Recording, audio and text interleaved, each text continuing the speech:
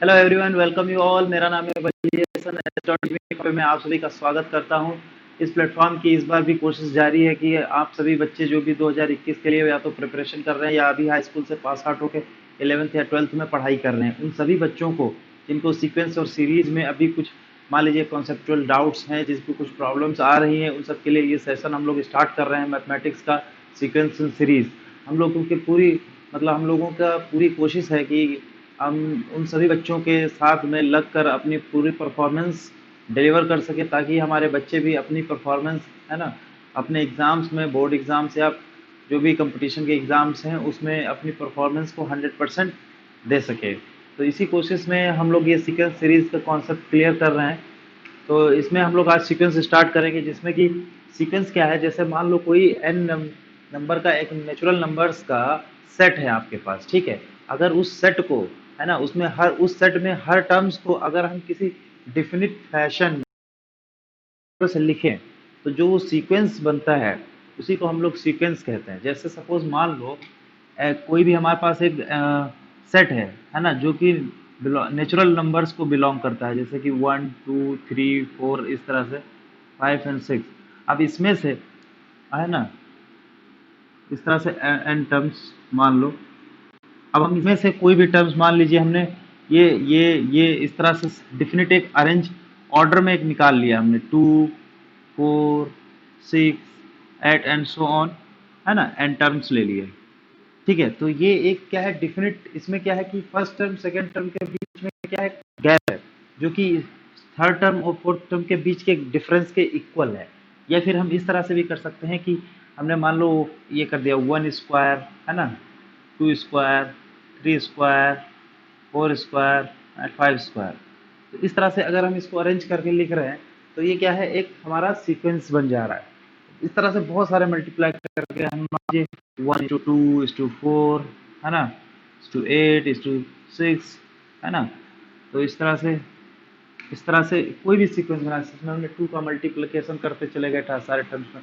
तो इस तरह से किसी भी सीक्वेंस को डिफिनिट ऑर्डर होना चाहिए, मतलब कि आपका और एक टर्म्स के बाद सेकेंड ऑर्डर के बीच में कुछ ना कुछ रिलेशन होना चाहिए, ठीक है। तो इसलिए हमारा जो सीक्वेंस होता है, इसका जो डोमेन है वो क्या है, नेचुरल नंबर्स हैं, और इसका जो रेंज है वो कोई भी रियल नंबर हो सकती है। उसके बाद हमारा जो सीरीज की डेफिनेशन क्या है, अगर इस सीक्वेंस को हम किसी भी ऑपरेशन थ्रू जैसे ऐड कर दें, सपोज मान लीजिए आपने इसको ऐड कर दिया 1 + 2 + 4 + 8, तो इसको हम लोग क्या कहेंगे, इसको हम लोग एक सीरीज कहेंगे, ठीक है। ये एक सीरीज हो गई। इसको मान लीजिए प्लस माइनस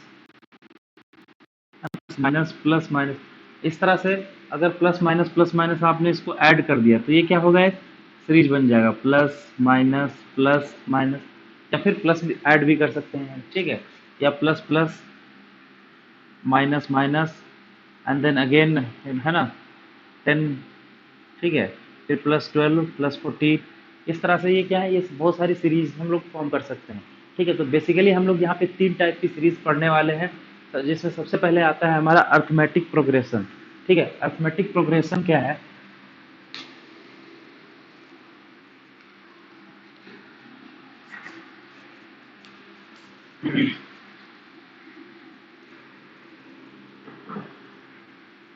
ठीक है। तो हम लोग अर्थमेटिक प्रोग्रेशन पढ़ने वाले हैं, अर्थमेटिक प्रोग्रेशन, ठीक है।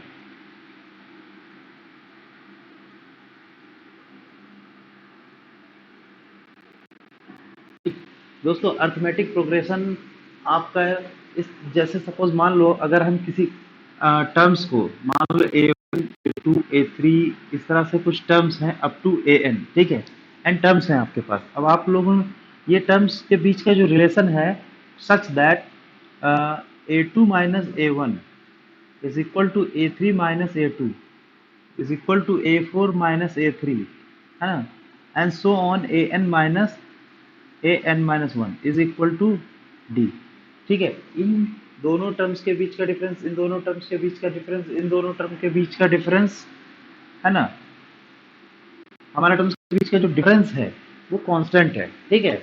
और मान लीजिए इक्वल टू डी है, ठीक है। यानी कि हम यहाँ से ये भी कह सकते हैं कि मान लो सपोज A2 को हम क्या लिख सकते हैं, A1 + D लिख सकते हैं, A3 को क्या लिख सकते हैं, A2 + डी लिख सकते हैं, या फिर A1 प्लस 2D लिख सकते हैं। A4 को क्या लिख सकते हैं, A3 प्लस डी लिख सकते हैं, या फिर A1 के टर्म्स में क्या लिखेंगे, A1 प्लस 3D लिख सकते हैं। इसी तरीके से AN को क्या लिख सकते हैं, AN माइनस 1 प्लस डी लिख सकते हैं, या फिर इसको A1 के टर्म में क्या लिख सकते हैं, A1 plus N minus 1 D लिख सकते हैं। ठीक है, आ रहा है ना, दिखाई दे रहा है? ठीक है, तो इस तरह से हम लोग लिख सकते हैं, है ना। तो ये अगर इन दोनों के बीच का डिफरेंस, सबके बीच का डिफरेंस क्या है, अगर सेम है, कांस्टेंट है, तो हम लोग क्या बोलेंगे कि A1 A2 A3 are in A3। ठीक है, ये हमारी सबसे बेसिक कंडीशन होती है। और देखिए, खेल खेल में आपको पता भी नहीं चला होगा, शायद हम लोगों ने इसका nth टर्म भी निकाल लिया। ठीक है, तो यहाँ से हम लोगों को एपी सीरीज का nth टर्म भी आ गया। ठीक है, इसको हम लोग यहाँ लिख लेते हैं कि n is equal to A1 plus n minus 1 and D. ठीक है, तो ये nth टर्म है ना, बहुत आसान होने वाला है सब कुछ। ठीक है, इसके बाद हम लोग जो है इस सीरीज का सम निकालते हैं, n टर्म्स का सम निकालेंगे, और भी इसके अलावा प्रॉपर्टीज हैं, उनके बारे में पढ़ते हैं, बहुत मजा आने वाला है। तो अर्थमेटिक प्रोग्रेशन में हम लोगों ने Tn प्लस 1 nth टर्म बड़ी इजिली निकाल लिया। ठीक है, लिखते लिखते nth टर्म आ गया, पता भी नहीं चला। ऐसे ही लिखते लिखते बहुत सारी चीजें हम लोग निकालेंगे और हम लोग को पता भी नहीं चलेगा, अरे ये भी आ गया क्या। देखो, सपोज मान लो एक अर्थमेटिक सीरीज है ये हमारी, ए, इसका फर्स्ट टर्म ए है, सेकेंड टर्म ए प्लस डी हो गया, थर्ड टर्म ए प्लस 2D हो गया, क्योंकि अब हमें nth टर्म पता है तो हम लोग इसको इस तरह से लिखेंगे। ठीक है, ए प्लस 3D हो गया, एंड सो ऑन। देखो, अब अगर हमारा लास्ट टर्म nth टर्म ये है, तो सेकेंड लास्ट टर्म क्या होगा, ए प्लस n माइनस 2D होगा, ए प्लस n माइनस 1D होगा। ठीक है, इसमें बहुत अच्छी, देखिए एक बहुत अच्छी इसकी प्रॉपर्टी दिखाते हैं। सबसे पहले ध्यान दीजिए, मान लो इसको और इसको हम लोग ऐड करते हैं। ठीक है, फर्स्ट टर्म और लास्ट टर्म को ऐड करते हैं। ठीक है,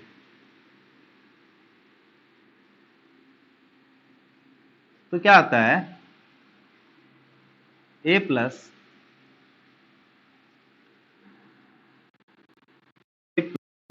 1D। ठीक है, फर्स्ट टर्म और लास्ट टर्म को ऐड किया तो ये क्या आया, है ना। इसको हम लोग लिख सकते हैं A1 plus AN, A1 plus AN। ठीक है, हमने फर्स्ट टर्म और लास्ट टर्म को ऐड किया, हमारा क्या आया, 2A। ठीक है, 2A। ठीक है, A plus A, 2A plus N minus 1D। अब चलो मैं हम लोग जोड़ के देखते हैं इसको और इसको। ठीक है, यानी कि अब हम लोग A2 और AN माइनस 1 को जोड़ते हैं, A plus D,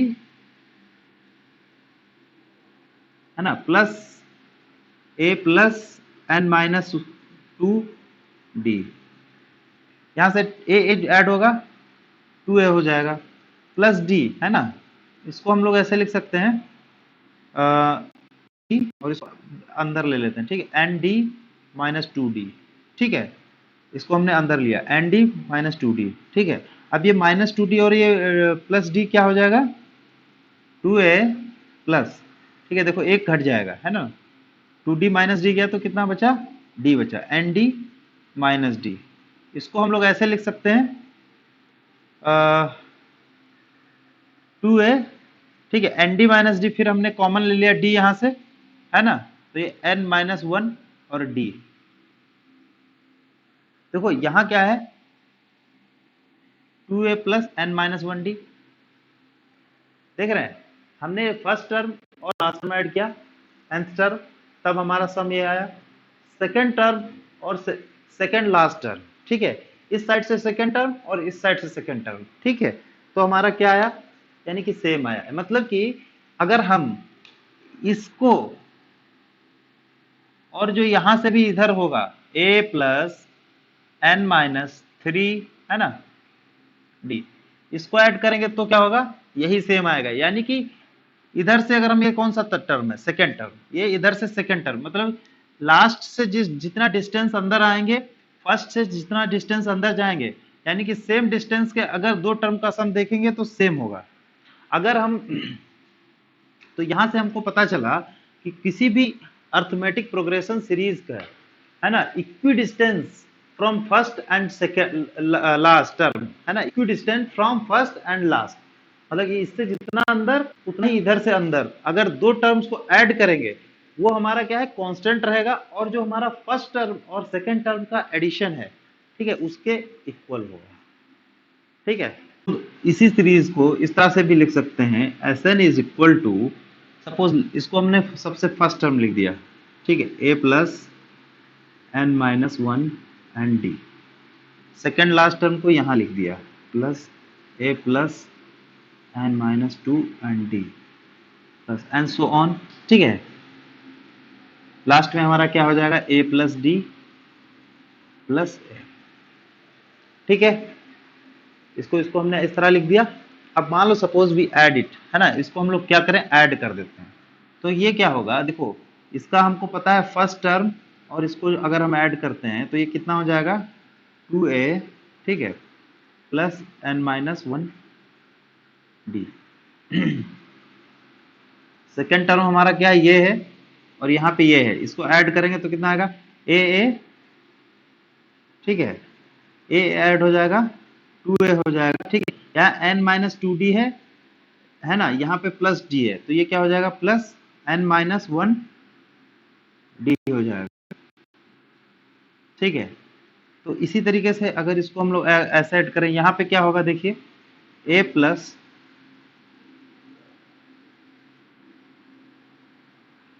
A 2a, ठीक है, plus n minus two D और a प्लस डी, तो क्या हो जाएगा, n minus one D plus ये और ये ऐड करेंगे तो क्या होगा, 2a plus n minus one d. ठीक है, सारे टर्म्स हमारे क्या हैं, इक्वल हैं। तो ये क्या है कि दो टर्म्स का सम करने से सारे टर्म्स हमारे क्या है, इक्वल आ रहे हैं। ठीक है, तो ये कितने टाइम, ये आपका कितना हो जाएगा, अगर हम टोटल देखें तो ये एक दो, ये कितना होगा, अब 9 टाइम्स, है ना। तो अगर इसको हम लोग ऐसे लिख सकते हैं, है ना, ये देखो कितने बार ऐड होंगे, 9 टाइम्स ऐड होंगे। तो इसको हम लोग लिख सकते हैं n into two a plus N minus one d. ठीक है, और इधर क्या ऐड होके हो जाएगा, 2sn। यहां से sn को हम लोग क्या लिख सकते हैं, n बाई टू। ठीक है, ये हमारा क्या हो गया, समेशन का फॉर्मूला आ गया, सिंपल। ठीक है, तो इस तरह से हम लोग इसका सम कैलकुलेट कर सकते हैं सिंपली। अभी हम लोगों ने जैसे सीखा कि फर्स्ट टर्म और लास्ट टर्म का एडिशन करें, और उसके बाद सेकंड लास्ट टर्म, और इधर से sorry second term and second last term का एडिशन करें, तो सारे कांस्टेंट आते हैं। ठीक है, तो कितनी इसकी वैल्यू हमको पता है।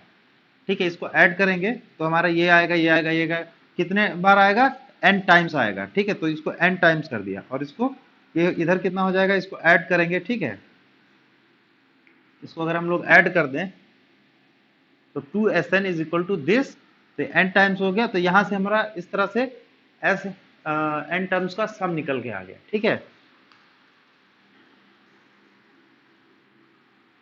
तो हम लोगों ने जो अभी एक तो इसकी प्रॉपर्टी भी सीख ली कि फर्स्ट टर्म और लास्ट टर्म का जो एडिशन करते हैं वो हमारा क्या है, सेकेंड टर्म और सेकेंड लास्ट टर्म का एडिशन करते हैं उसके बराबर होता है, और ऐसे ही ये कंटिन्यू चलता रहता है। ठीक है,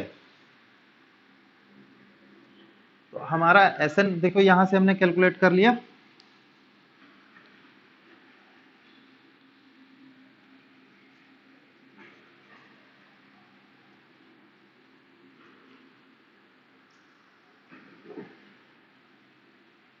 ठीक है, तो बच्चों एसएन हम लोगों ने अभी कैलकुलेट किया, sum of n terms of an AP is equal to n by two 2a plus n minus one and two D. ठीक है, इस तरह से हमको दो मेन चीजें, इंपॉर्टेंट चीजें, एक एपी का nth टर्म और एक एपी का सम निकालने का पता चल गया कैसे निकालना है। ठीक है, तो अब आगे देखो इसमें और भी प्रॉपर्टीज होती हैं, कुछ बहुत अच्छी प्रॉपर्टीज होती हैं। जैसे मान लो सपोज a1 है ना, a1 a2 a3 dot an और इन AP। ठीक है, ये AP में है, सपोज ये AP में एक सीरीज है। ठीक है, ये सीक्वेंस आपका AP में है। अगर इसमें हम एक कांस्टेंट ऐड कर दें, जैसे सपोज मान लो a1 k a2 plus k a3 plus k dot dot dot dot dot dot an plus k, तो ये क्या होगा, ये भी R इन AP। सम एट, अच्छा ये इसको सिंपली बहुत ही आसान है, अगर किसी को ये डाउट हो रहा है तो देखो इसको हम कैसे कैसे वेरीफाई कर सकते हैं। आपको पता है कि अगर ये एपी में है तो A2 minus A1 is equal to A3 minus A2, sum of difference between two terms है ना, sorry difference between two terms is constant, तो A3 minus A2 is equal to A2 minus A1। अब देखो ये चीज यहाँ पे follow हो रही कि नहीं हो रही। सपोज मान लो A2 माइनस A1 करोगे तो क्या होगा, ये के A2 प्लस के है और ये A1 प्लस के है, तो A2 माइनस A1 करोगे तो ये के तो निकल गया, तो ये भी A2 माइनस A1 ही बचेगा, ठीक है।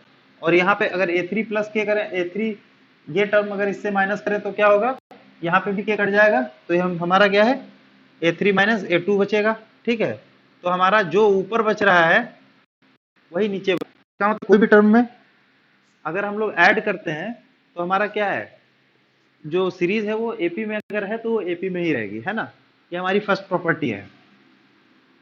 उसके बाद सेकंड प्रॉपर्टी है, सपोज मान लो इसको कुछ हम मल्टीप्लाई करते हैं, सपोज मान लो हम के से मल्टीप्लाई कर दिया, तो के A1 कॉमा के A2 कॉमा के A3 comma and so on के AN, ये भी आर इन एपी रहेगा, ठीक है। These terms are also in AP। कैसे, इसमें भी हम लोग देखते हैं कांस्टेंट है कि नहीं है, के A2 माइनस के A1 is equal to 3 minus के A2। अब ये क्या हो गया, देखो के A2 माइनस के A1 क्या हो जाएगा हमारा, के कॉमन हो गया, A2 माइनस A1 हो गया, ठीक है। अब के A3 निकालें अगर, के A3 माइनस के A2 तो हमारा के कॉमन हो गया, ठीक है। ये क्या हो गया, A2 हो गया, ठीक है। इसको डिवाइड कर दो, के से के गया, ठीक। आपको पता है A2 minus A1 upon A3 minus A2 ये क्या है, इक्वल है, तो ये भी कट गया, तो यहां से आपको पता चलेगा के A2 माइनस के A1 इज इक्वल टू के A3 माइनस के A2, ठीक है।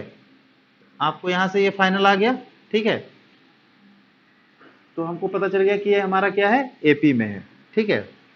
तो अगर इसके बाद देखिए हम अगला क्या देख रहे हैं कि जैसे मान लो कोई दो सीरीज है, जैसे सपोज फर्स्ट सीरीज है A1 A2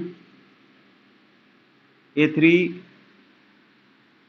AN are in AP, एक तो ये फर्स्ट सीरीज है मान लो AP में, ठीक है। उसके बाद हमारी दूसरी एक सीरीज दी हुई है वो भी AP में है, सपोज मान लो B1 B2 B3 DN are in AP। अगर ये दोनों एपी में है, अगर हम इन लोग को ऐड कर दें, सपोज मान लो ऐड कर दिया हमने, इनके टर्म्स को ऐड कर दिया, तो क्या होगा, A1 प्लस B1, ठीक है, comma A2 plus B2 comma A3 plus B3, ये भी हमारे क्या होंगे, आर इन एपी, ठीक है।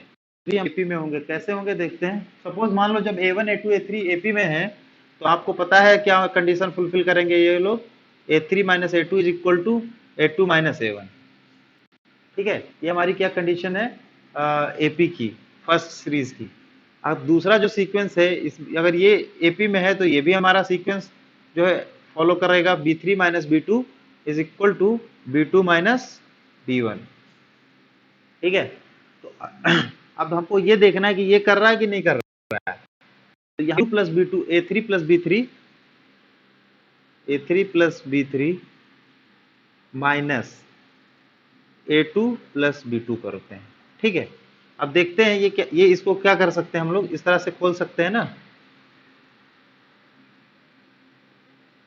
A3 माइनस A2 इसको कंबाइन कर लेते हैं, प्लस B3 माइनस B2 इसको कंबाइन कर लेते हैं, ठीक है। A3 माइनस A2 क्या है, A2 माइनस A1 है, ठीक है, A2 माइनस A1 है, और B3 माइनस B2 क्या है, B2 माइनस B1 है, ठीक है। अब हमको ये पता चला, फिर इसको ओपन करके इसको हम लोग लेते हैं A2 प्लस B2, है ना, एक साथ ले लेते हैं, और A1 प्लस B1, ठीक है। A3 plus B3 this term minus this term, is equal to A2 plus B2 minus A1 plus B1। ठीक है, तो हमारी कंडीशन फुलफिल हो गई, this minus this and this minus this, है ना, इक्वल है। ठीक है, दोनों इक्वल हो गए तो हमारी कंडीशन फुलफिल हो गई। इसका मतलब ये हमारे क्या है, एपी में है ना। ये सीरीज मतलब कि अगर दो सीरीज एपी में है और उनको ऐड कर दिए जाए उनके, है ना, रेस्पेक्टिव टर्म्स को, तो हमारी जो नेक्स्ट सीरीज आएगी वो भी एपी में रहेगी। हम लोग चलते हैं एक और लास्ट बहुत अच्छा इसकी एक प्रॉपर्टी है कि अगर तीन टर्म, कोई भी तीन टर्म है ए बी एंड सी, ये अगर एपी में है तो हम लोग यहाँ से एक रिलेशन निकाल सकते हैं कि 2b is equal to a plus c. ठीक है, ऐसा इसका देखो जानते हैं, इसके दो चीजों को बता दो। जैसे इसको तो एक तरीका है कि आप यहाँ से कैलकुलेट कर लीजिए, ए मान लीजिए सपोज A1 है, बी उसका नेक्स्ट टर्म है A1 प्लस डी हो गया, और सी आपका A1 प्लस 2d हो गया। इसको आप ऐसे लिख सकते हैं A1 प्लस बी, है ना, इस तरह से भी लिख सकते हैं। ठीक है, अब यहाँ से अगर है तो A1 की जगह पे क्या करिए, A1 की जगह पे A डाल दीजिए। कहीं गड़बड़ हो गई क्या, सॉरी सॉरी सॉरी। इसको हम लोग लिख सकते हैं, सी को लिख सकते हैं A1 प्लस 2d, है ना। इसको इसको लिख सकते हैं b प्लस डी। ठीक है, अब इसमें से ये मान लो कि इक्वेशन फर्स्ट है, इक्वेशन सेकंड है। ठीक है, इसमें से इसको माइनस कर दो, है ना, तो first minus second, b minus c क्या हो जाएगा, b minus c is equal to A1।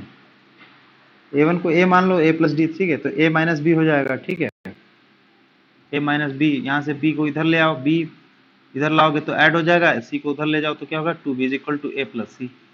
ठीक है, तो ये देखो एक चीज थोड़ा सा, तो ये यहाँ से ये प्रूव हो गया। अब देखो इसको थोड़ा और एडवांस लेवल आपको दिखाते हैं, जो कभी किसी कोई नहीं दिखाएगा आपको, कभी आपने एपी सीरीज को ग्राफ में नहीं देखा होगा, अभी हम दिखाते हैं आपको। ठीक है, मान लो यहाँ पे हम लोग टी एन लिखते हैं, ठीक है, और इधर एन लिखते हैं। ठीक है, first term, second term, third term, so on, मान लो nth टर्म। फर्स्ट टर्म आपका मान लो ए है अगर, ठीक है, तो सेकेंड टर्म क्या होगा, ए प्लस डी होगा, थर्ड टर्म क्या होगा, ए प्लस 2d होगा, है ना। इसमें कांस्टेंट ऐड हो रहा है तो क्या होगा हमारा जो, ये अगर हम लोग देखें तो ये हमारी एक स्ट्रेट लाइन आती है ना। तो स्ट्रेट लाइन अगर है और ए से एन टर्म जा रहा है, ठीक है, तो अगर हमने किया एवरेज निकालना है तो क्या होगा, है ना, हम लोग यहाँ से इजीली से इसका एवरेज फाइंड आउट कर सकते हैं। ठीक है, या स्ट्रेट लाइन पे मान लो कोई भी तीन पॉइंट, मान लो ए है और यहाँ पे सेकंड टर्म बी है और थर्ड टर्म सी है, तो इसका एवरेज क्या होता है, हम लोग एवरेज यहाँ से निकाल सकते हैं ना। इसका एवरेज क्या होगा, A2 इज इक्वल टू क्या होगा, A1 प्लस A3 बाई 2 हो जाएगा। ठीक है, ग्राफ से भी हमको पता चलता है, यहाँ से रिलेशन आपको पता चल रहा है।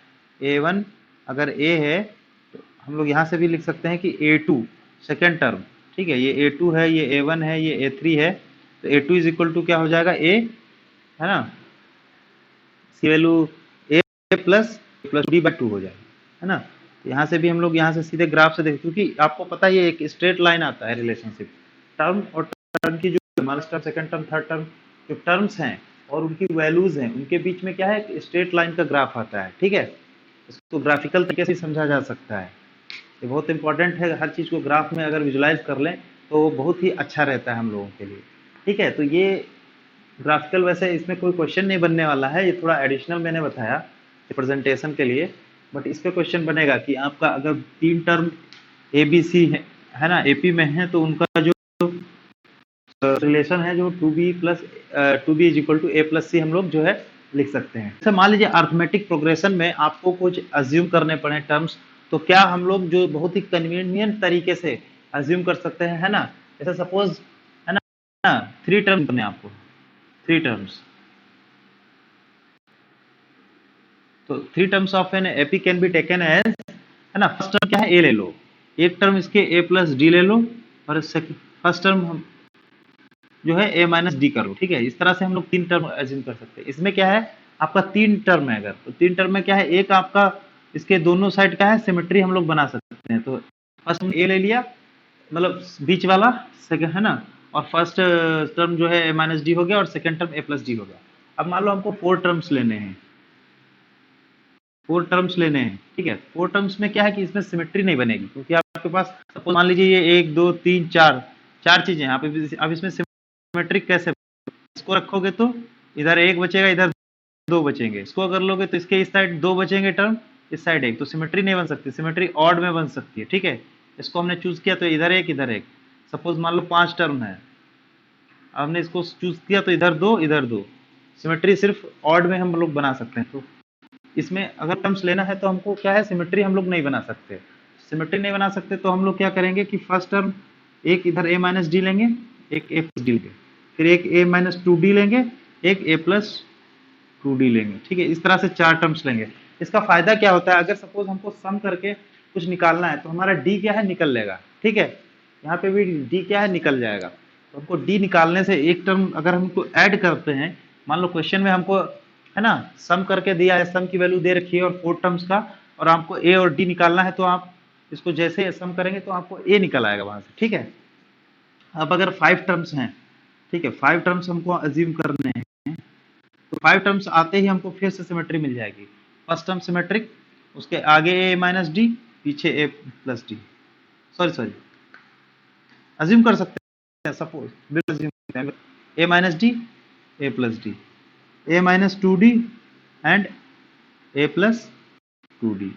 इस तरीके से इसमें क्या है, बीच में एक सिमेट्रिक टर्म आ गया बस। तो ये सिंपल हो गया। इसको आप जरूरी नहीं है, देखिए हम लोग क्वेश्चन करते हैं तो ये प्रेफर करते हैं, बट अगर कोई अज्यूम कर लेता है suppose a plus D a minus D, तो ये भी तीनों टर्म सही है। अगर यहाँ पे भी हम लोग चाहें तो a minus 2d, a plus 2d, a minus D and a minus 2d आप बिल्कुल अज्यूम कर सकते हैं। यहाँ पे भी हम लोग इसी तरह से रिवर्स ऑर्डर में भी अज्यूम कर सकते हैं। ऑर्डर हमारा कोई दिक्कत नहीं है, लेकिन थोड़ी हो सकता है कैलकुलेशन गड़बड़ हो जाए, इसलिए क्या है हमको अज्यूम यही करना है और क्वेश्चन भी इस तरीके से करना है, ठीक है। तो ये टिप्स हो गए। उसके बाद अब हम लोग आगे क्वेश्चन करते हैं, ठीक।